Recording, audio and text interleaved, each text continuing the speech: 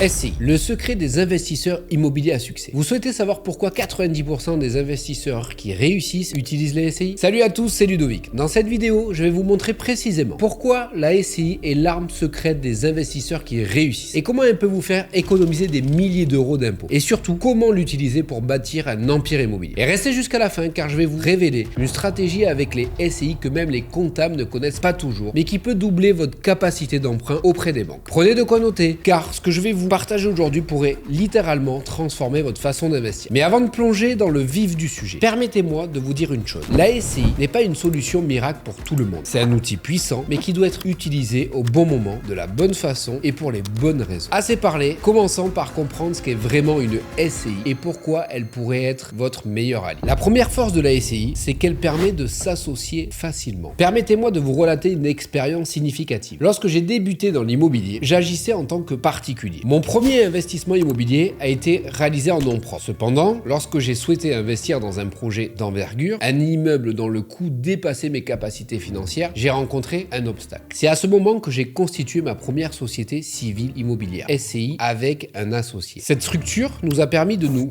unir, chacun détenant 50% du capital et d'acquérir cet immeuble que je n'aurais jamais pu financer seul. L'avantage majeur de la SCI réside dans la répartition proportionnelle des risques. En cas de dépenses imprévues de 10 000 euros par exemple, mon associé et moi assumerions chacun 5 000 euros. Cette transparence et cette équité prévient les conflits. La raison numéro 2, c'est convaincre les banques plus facilement. Le deuxième avantage majeur de la SCI réside dans l'image professionnelle qu'elle confère auprès des banques. Je me souviens d'une rencontre avec un conseiller bancaire qui a marqué un tournant dans mon parcours. J'avais identifié un projet à fort potentiel, mais ma demande de financement en tant que particulier a été refusée. J'ai ensuite sollicité le même conseiller bancaire, cette fois-ci en tant que représentant de ma SCI, récemment créée pour le même projet. L'attitude du conseiller a alors radicalement changé. Il m'a dit quoi? Il m'a dit: Monsieur Durand, votre projet est désormais structuré. Je constate une approche professionnelle. Il s'agissait du même projet. Cependant, la SCI m'a conféré l'image d'un investisseur sérieux et non celle d'un particulier prenant un risque. Il est crucial de comprendre que pour les banques, la SCI symbolise le passage d'un statut amateur à un statut professionnel. Cette distinction est déterminante. Par ailleurs, si ces informations vous sont utiles jusqu'ici, n'hésitez pas à aimer cette vidéo et à vous abonner à la chaîne. Je publie chaque semaine des conseils comme celui-ci, basés sur mon expérience dans le domaine de l'immobilier. Abordons maintenant l'une des raisons principales de créer une société civile immobilière, donc une SCI. La SCI est un outil idéal si votre objectif est de constituer un patrimoine solide à long terme. Imaginez votre SCI comme une forteresse qui protège et fait fructifier votre patrimoine année après année. Si vous souhaitez vivre de vos revenus immobiliers dès maintenant, la SCI n'est peut-être pas votre meilleur allié. En revanche, si vous souhaitez bâtir un patrimoine pour plus tard, pour votre retraite ou pour vos enfants, alors c'est l'outil idéal. J'ai créé ma première SCI il y a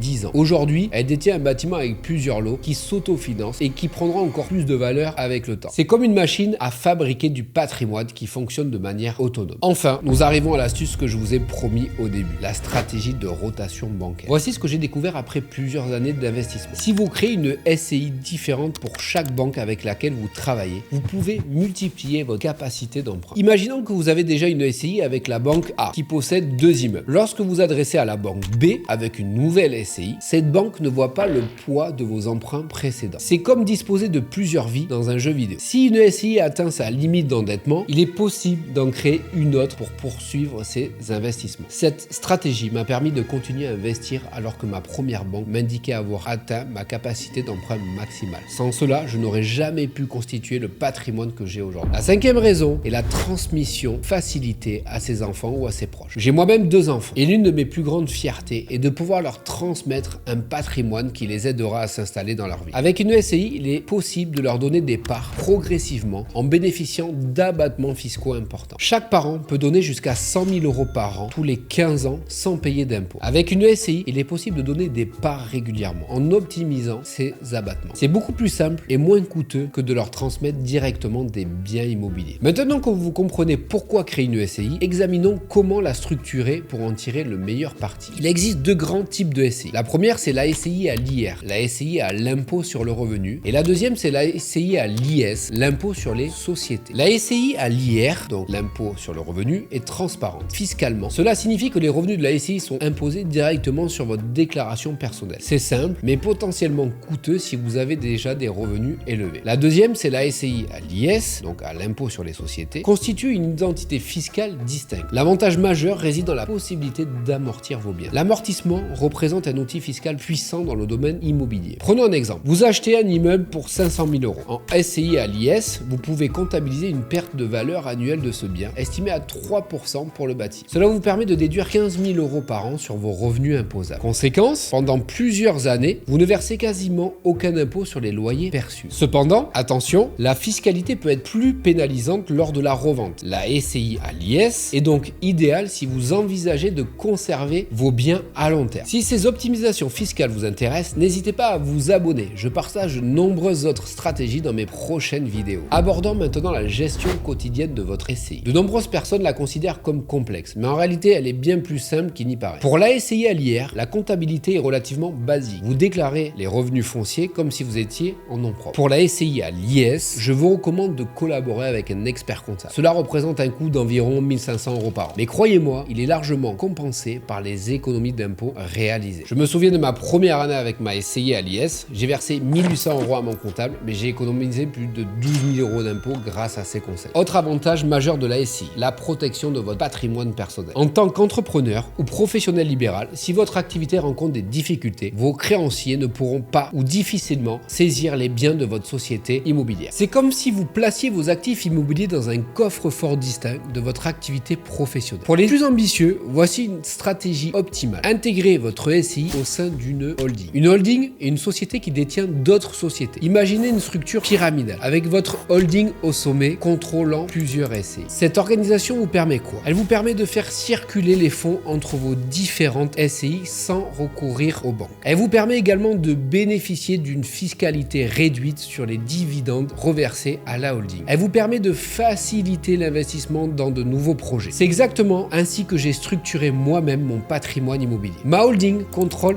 4 SCI distincts, chacune dédiée à un type de bien spécifique. Lorsqu'une SCI génère de la trésorerie, je peux l'utiliser pour une autre SCI qui a besoin de fonds pour un nouveau projet. Sans cette structure, je serais limité par les prêts bancaires. Avec elle, je suis devenu ma propre banque. Concrètement, comment créer votre SCI? Rédiger les statuts. Il est recommandé de consulter un avocat, compter environ 1 000 euros. Deuxièmement, c'est déposer le capital social de votre SCI. En général, on met 1 000 euros à peu près, mais souvent supérieur selon votre projet. Troisièmement, c'est publier un avis de constitution dans un journal d'annonces légales. Ça coûte environ 200 euros. Et quatrièmement, c'est immatriculer votre SCI au registre du commerce. Ça coûte environ 70 euros. En tout, prévoyez entre 1 500 et 2 000 euros pour créer votre SCI. Il s'agit d'un investissement qui sera rapidement rentabilisé. Mais encore une fois, faites-vous accompagner pour la création de ce SCI, vous prenez pas la tête. En une semaine, si vous êtes organisé, accompagné, votre SCI peut être opérationnel et prête à effectuer son premier achat. Donc récapitulons les 5 raisons principales de créer votre SCI. Premièrement, c'est s'associer facilement avec une répartition claire des risques. Deuxièmement, c'est convaincre plus facilement les banques. Troisièmement, c'est construire un patrimoine à long terme. Et quatrièmement, c'est utiliser la rotation bancaire pour multiplier votre capacité d'emprunt. Et enfin, cinquièmement, c'est faciliter la transmission de votre patrimoine. La SCI n'est pas adaptée à tous. Si vous achetez un seul bien pour y vivre, ce n'est probablement pas nécessaire. Mais si vous souhaitez construire un véritable patrimoine immobilier, c'est un outil absolument indispensable. Voici ce que je vous conseille de faire dès aujourd'hui. Réfléchissez à votre stratégie d'investissement court terme ou long terme. Si vous visez le long terme, prenez rendez-vous avec un avocat spécialisé, il va vous accompagner sur vos prises de décision. Troisièmement, c'est comparer les avantages de l'IR et de l'IS pour votre situation personnelle. Et quatrièmement, et surtout, franchement, cette étape, il ne faut pas l'oublier, c'est passer à l'action. Dans ma prochaine vidéo, je vous montrerai comment j'ai utilisé une SCI pour construire un immeuble de 500 000 euros avec 0 € d'apport personnel. C'est une technique que j'ai mise au point qui a transformé ma capacité d'investissement. Abonnez-vous et activez la cloche de notification pour ne manquer en rien cela. Je vous dis à très bientôt pour cette stratégie qui pourrait changer votre vision de l'investissement immobilier. Salut!